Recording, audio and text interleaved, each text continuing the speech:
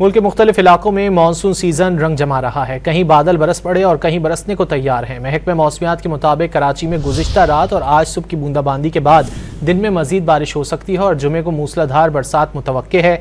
मुल्क के दीगर हिस्सों में आज भी दूसरा स्पेल बरसने की तवक्को है। डिजास्टर मैनेजमेंट अथॉरिटीज़ की जानिब से नदी नालों, दरियाओं में तुग़यानी और अर्बन फ्लडिंग के खदशात का इजहार किया गया है।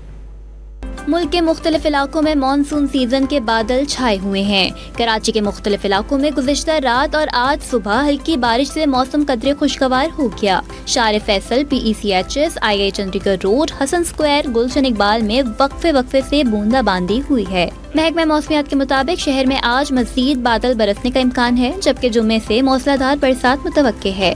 पंजाब में मानसून सीजन के दूसरे स्पेल का आगाज 5 जुलाई से होगा। 10 जुलाई तक पंजाब के मुख्तलिफ अजला बारिश से भीगते रहेंगे।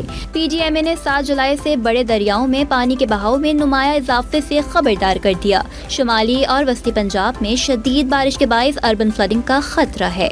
दूसरे स्पेल के तहत आज इस्लामाबाद, खैबर पख्तूनख्वा और कश्मीर के बाज़ मकामात पर मूसलाधार बारिश मुतवक्के है। सिंध और बलूचिस्तान में भी कहीं तेज और कहीं हल्की बरसात का इम्कान है।